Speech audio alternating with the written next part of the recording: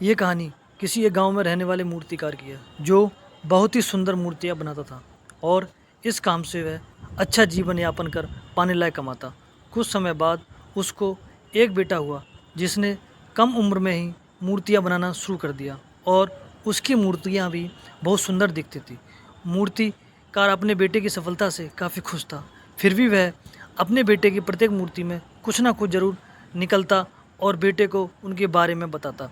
वह बेटे से कहता, तुमने अच्छा काम किया है, लेकिन अगली बार इस कमी को दूर करने की कोशिश करो।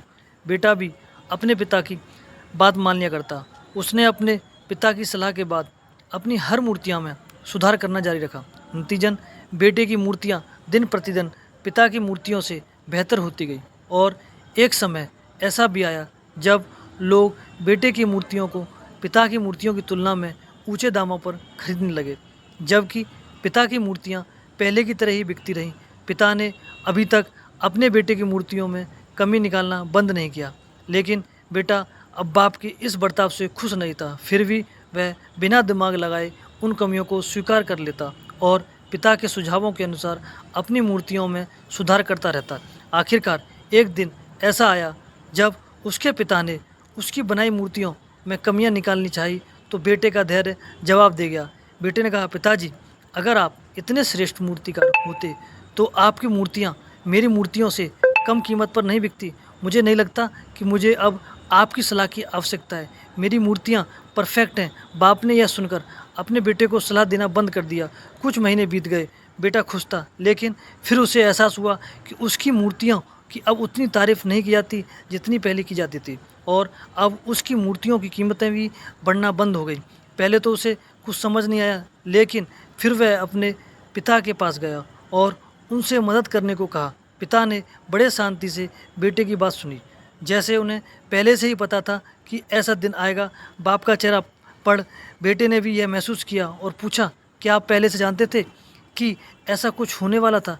पिता ने उत्तर दिया, हाँ, मैं भी कभी इन परिस्थितियों से गुजर चुका हूँ। बेटे ने कहा, फिर आपको मुझे यह तभी बता देना चाहिए था। पिता ने उत्तर दिया, शायद तब तुम मेरी बात नहीं समझ पाते।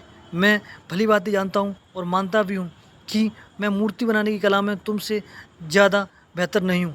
ऐसा भी हो सकता है कि मूर्तियों के बारे में मेरी सलाह गलत हो, और ऐसा नहीं है कि सिर्फ मेरी सलाह से तुम्हारी मूर्तियाँ बेहतर हो गई। लेकिन जब मैंने तुम्हें तुम्हारी बनाई मूर्तियों में खामियां दिखाई तो तुमने जो बनाया था उससे तुम संतुष्ट नहीं थे।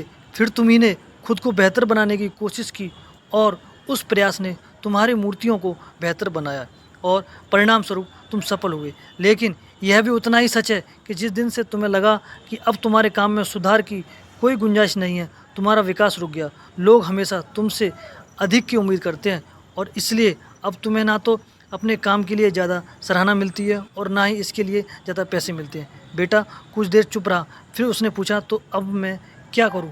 बेटे के सवाल के जवाब में पिता ने एक छोटा लेकिन अमूल्य जवाब दिया, असंतुष्ट होना सीखो। विश्वास करो कि सुधार और बेहतर बनने के लिए हमेशा जगह है।